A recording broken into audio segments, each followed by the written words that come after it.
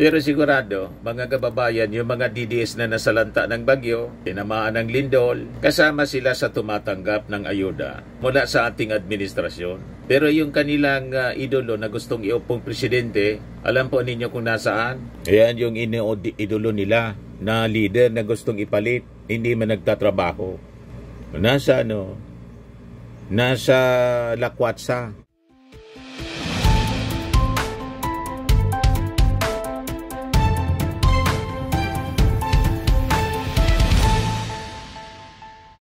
Hello po mga kababayan, si Dante Maravillas. Dumating na yung ating Pangulo sa Cebu.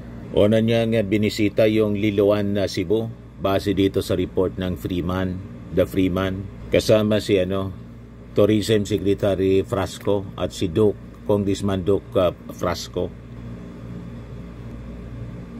So, nag-inspection siya ng extent ng destruction mga kababayan. Binisita na rin niya yung mga affected residents. Pero yung baha po, wala na. Natuyo na rin yung baha.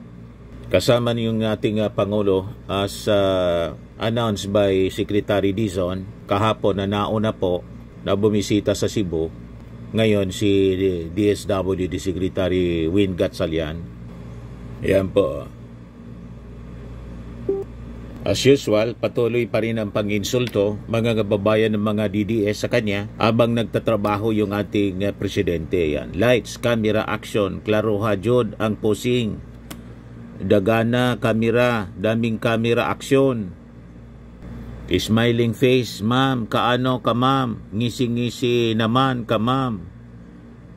Referring dito sa mga mga tao na kausap ng ating Pangulo. Yan Walang tigil sa pang-insulto ang mga DDS habang tumatanggap sila ng tulong sa Pangulo. Body language sa kamay, sabay kaayo, nagsasalita. BBM, asa na yung bigas natin? Nasintigas ng simento. Pero sigurado, mga kababayan, yung mga DDS na nasalanta ng bagyo, tinamaan ng lindol, kasama sila sa tumatanggap ng ayuda mula sa ating administrasyon. Pero yung kanilang idolo na gustong iupong presidente, alam po ninyo kung nasaan? Ayan yung idolo nila na leader na gustong ipalit, hindi man nagtatrabaho. Nasa Lakwatsa. Thank you, sabi ng Doña Choling Island Resort. Sa Maoban, Quezon. Thank you for visiting Doña Choling Island Resort. Cagbaliti, Maoban, Quezon. Vice President Sara Duterte. Wala man diyang nasalanta po. Wala man dyan na baha. Walang nasirang bahay. Nandun siya. Sabi ni Benji Contreras, bakit kaya dinilit ng Doña Choling Island Resort ang post nilang bumisita si Sara Duterte Carpio sa kanila para palabasin na hindi naglakwat sa si Sara, kundi busy siyang namimigay ng tulong sa mga Cebuano? Nakita ninyo ang mindset ng mga DDS, mga kababayan. Habang yung ating Pangulo aktual na tumutulong, iniinsulto nila. Yan mga reactions. Evangeline Season, tingnan nyo na lang po, Mr. President, ang nangyari sa Cebu. Sana maawa po kayo sa kanila. Kailangan nila pagkain, bigas, ulam, tubig, mga damit. Halos wala sila na isalba. Justice for Cebu. Kaya nga po nandyan yung ating Pangulo para tingnan yung pangangailangan nila. At una na nagpadala ng pangangailangan. At ang rason kung bakit nadilubyo yung Cebu dahil sa failed flood control projects. Mga ghost na sabi ni Cebu Governor Baricuatro na kapartido mismo ni Digong, PDP Laban, yung mga failed projects nangyari pinagawa 2019. You see, paggawa ng poon ninyo. At kalbo yung mga kabundukan sa Cebu. Mga kababayan, tinibag yung mga bundok dahil sa mining. Kung saan sabi sa balita, tinanggal ni Duterte yung 9-year ban on new mining deals noong April 2021. Kaya buwelo yung mga mining companies na mga Chinese, barkada ni Digong. You see, pagkatapos ituturo ninyo yung ating Pangulong Bongbong Marcos sa sinapit na dilubyo ng mga taga Cebu. At tabang tumutulong yung ating Pangulo, iniinsulto pa ninyo. Anong klase mga pag-iisip mayroon kayo? Ganon na ba talaga kasama ang pag-ugali po ninyo, mga DDS? Ito yung mga pinagmamalaki na flood control project sa Cebu. Pinatayo 2019. Ayan, Ampaw, report ng 1TV Philippines. Yan, ganun katindi, mga kababayan. Sabi dito ng Ombudsman's Task Force on Flood Control Projects to focus on Cebu. Yan, nakita ninyo. River wall. Parang karton lang po, Napakanipis. Napakanipis na river wall. Kaya magpapaimbestiga yung ombudsman. Bubuo sila ng task force on flood control projects para po sa Cebu. Ito na yung sinasabi ni Atty. Guanzon. Bakit daw yung ICI, yung baha na sa Cebu, yung bagyo na sa Cebu, nag-imbestiga sa sa Davao City. Hindi ICI yung pupunta po sa Cebu, ombudsman na mismo. Ito na yung sagot sa mga komentaryo ninyo. Atty. Rowena Guanzon. Yan sabi rito. Heeding the calls of the people, the Office of the Ombudsman Special Task Force formed to oversee investigation into the anomalous flood control projects will prioritize areas affected by Typhoon Tino, especially Cebu. Sabi po ng Ombudsman. In particular, sabi rito sa balita ng Inquirer, netizens recall the Hillside Development Project, the rise of Monterrasas in Cebu City, of celebrity engineer Slater Young, who is now receiving backlash over the undertaking that people are pointing at one of the main reasons for the massive flooding in Cebu. To the families of all victims of the calamity, we hear you and we have acted, sabi po ng Ombudsman. A special task force previously designated to investigate flood control projects has been instructed to prioritize those projects meant to prevent the onslaught of Typhoon Tino. It pointed out, justice will be pursued with compassion, diligence, and resolve. Ano kayo ngayon? Si dating Gobernador Gwen Garcia, mga kababayan, na interview ng One News on the field flood control projects. Kasi sa administrasyon daw niya ito nangyari. Pakinggan natin yung paliwanag ni Gwen Garcia, mga kababayan. Siya yung gobernador. So, kasama siya sa naituro ni Barry Cuatro na isang PDP laban at kalaban niya sa politika. Pero sabi nga natin, yung flood control project po, hindi man po proyekto ng probinsya. National government po ang sangkot. So, kung 2019 po, gobernador din 2019 sa Cebu, si Gwen Garcia. Ngayon, pakinggan natin ang kanyang paliwanag. Yan po yung flood control sa Cebu. Naging balikot sa tindi. Ito si Gwen. Let me just clarify what you said, Reaction kay Barry Cuatro. 26 billion for Cebu province. But that 26 billion are not provincial funds. That's the national budget. Oh, yes, sir. And the national budget is allocated to the DPWH, which in turn distributes these so-called flood control projects, many of which were insertions in the budget. Mm-hmm. These are all distributed. The province of Cebu has 8 districts, congressional districts, from the 1st to the 7th, and then we have the lone district of Mandaue. Mm-hmm. Mm-hmm. The province has not touched, nor can even be included in the implementation of this 26 billion. Ako rin nagulat umabot pala ng ganon. Alam mo, during my time, I kept on insisting sa DPWH, before you implement any program, secure a sanggunian approval. In the case of the province, we passed this ordinance. Ito yung sinasabi ng ating Pangulong Bongbong Marcos. Tinanggal kasi yung checks and balance ng previous administration ng mga national projects dapat tulad ng flood control. Pag in-implement sa LGU, sa province, sa city, dapat may acceptance. Duly notified dapat yung LGU. Tinanggal yon ng previous administration ni Digo. Ito yung binabalik ng ating Pangulong Bongbong Marcos. So itong nangyari na mga anomalous flood control projects, ghost in substandard, wala kasing acceptance mula sa LGU kasi tinanggal yon na requirement ng previous administration. Kaya nangyari po ito. Hindi na papayag ang ating Pangulong Bongbong Marcos. Ginawa niya ulit ito, binalik siya na requirement Para sabi ng ating Pangulo, ang unang mumurahin niya, pag substandard at or walang ginawang proyekto, yung national government, yung DPWH, yung mismong gobernador, yung mismong mayor. Talagang intensyon po ng previous administration na tanggalin yon para makabuelo po yung korupsyon. Malinaw po yun. Ito ngayon ang konsekwensya, dilubyo sa Cebu. Yun ang minimin po ni Gwen Garcia. Balikan natin. In accordance with Republic Act 7160, otherwise known as the Local Government Code. Section 2 in the Declaration of Principles, Section 16, which is generally known as the General Welfare Clause, and Sections 27 and 28, all specifically state, first of all, in giving local government its autonomy. And then it states about a power of a chief executive to invoke Section 6 welfare of its constituents, its at stake. Sections 27 and 28 are very, very clear that all national government projects and programs must first be consulted with and should include the local government in the planning stage, and first,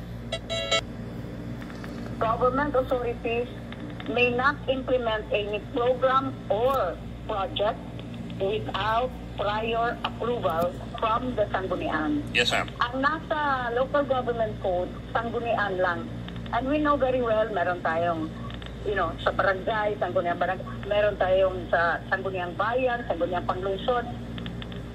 So in order to enable this particular section, the provincial board passed a provincial ordinance stating all of these related sections in the local government code, insisting that all programs and projects must first secure approval from the Sangguniang Panlalawigan or the provincial board.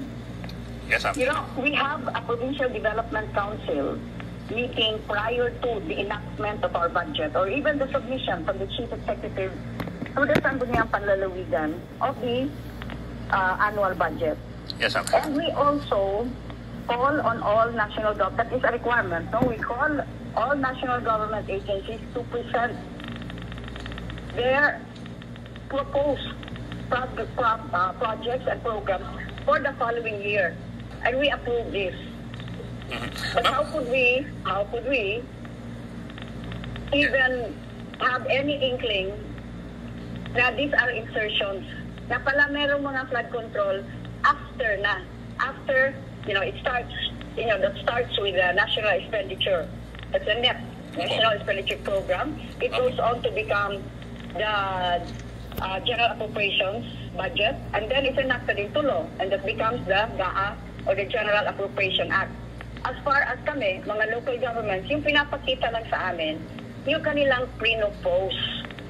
So, concreting here, solar lighting there, a bridge. Pero itong mga flood control na to, as has been proven, in fact, these billions, even trillions, were subsequently inserted after. Okay. So, may I just clarify, kasi yung presentation number 2 nga ang Cebu, sa karamihan ng, the huge amount, we're 26 billion. But it's always mentioned Cebu province. Hindi po yan dinownload sa province of Cebu. Yes, ma'am. Nasa DPWH yan, and then distributed kung anong districts na gusto nilang malagyan ng flood control. As I said, the province encompasses 8 congressional districts. Yes, ma'am. Ma'am, actually... O ngayon, ang tanong, kinonsulta ba ng national government yung provincial government ng Cebu? The kinds of projects to be implemented in your province, and number 2, whether or not these projects were faithfully implemented and finished. Okay. Alam mo, 3 years ago kami ang kauna-unahan, and I think up to now, that passed this ordinance insisting that national NGOs or national government agencies must first consult, plan, and then seek approval. And even in the implementation stage, in accordance with Republic Act 7160, kailangan talaga involved ang LGUs. But when this ordinance was passed, there was, shall we say, at that time, the ILG secretary noon, si Abalong, had to fly all the way to Cebu and ask to be enlightened. And I said, you were mayor before. You know how these DPWH people, they just start their projects without consultation with us. And these do not align with all our own. Walang consultation sa I kanila. know in Cebu City, hindi, by the way, sa Cebu City, sabihin ko lang to. This is what I know. But Cebu City is not under the province of Cebu. In Cebu City, kung ilan na yan ang mga drainage na ginagawa ng DPWH, hindi natatapos. Kaya nga, when yung mga torrential rains happen, talagang bumaha. Sabi ng ating Pangulo, kailangan natin anyang ibalik yung dating requirement. Yung panahon ng kanyang tatay, ganon yung practice. Na yung mga local government officials, dapat may formal acceptance ng mga completed projects. Para kung halimbawa may anomalya po or ghost yung proyekto, malalaman po ng gobernador, malalaman ng mga mayors. Hindi niya pipirmahan. Ganon po. Tinanggal yun ng previous administration po. You see? Kaya po naging laganap yung korupsyon. Pangungurakot. Ito yung naging utos ng ating Pangulo. September 15, 2025, President Marcos restores rule requiring LGUs to formally accept completed national projects. Mula ito sa report ng Presidential Communications Office. Yan sabi ng ating Pangulo. I was a little surprised to find out tinanggal na yung rule na dati na kapag may project ang national government sa isang LGU, kapag tapos na yung project, kailangang i-accept noong mayor, kailangang i-accept noong gobernador, pati barangay captain, kailangang tanggapin yan. Titingnan nila, sabi ng ating Pangulo.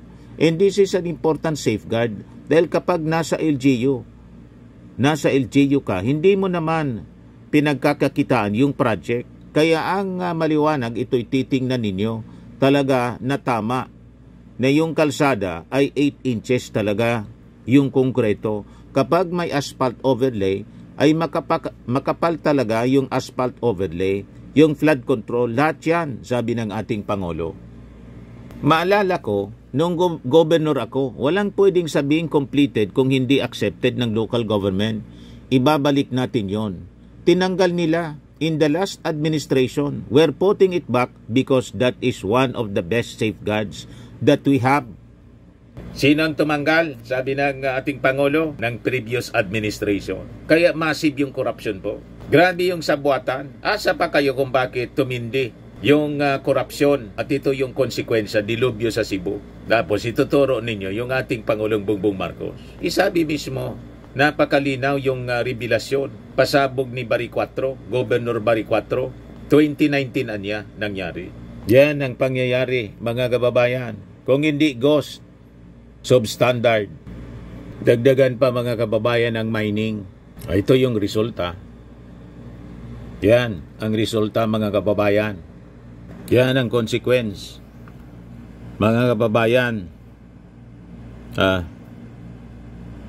Yan ang consequence.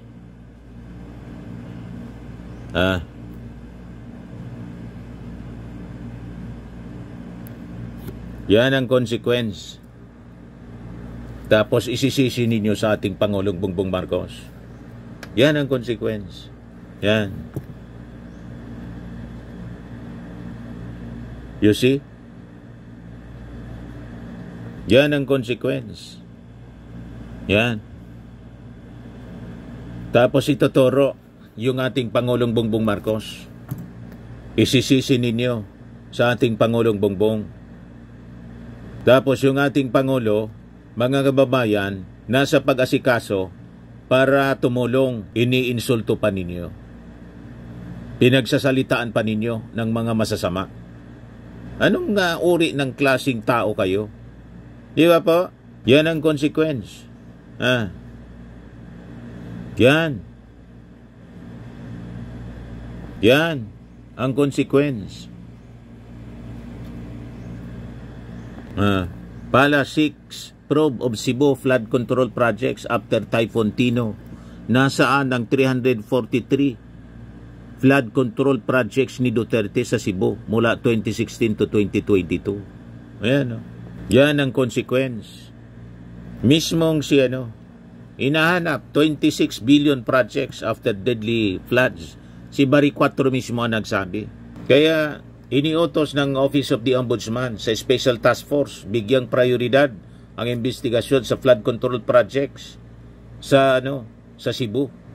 Tapos ito yung page ni Kitty Duterte 2.0, supporter siguro ito. Sabi niya, sobrang nakakalungkot naman. Sa isang iglap na wala lahat, alaga niya, mga manok po.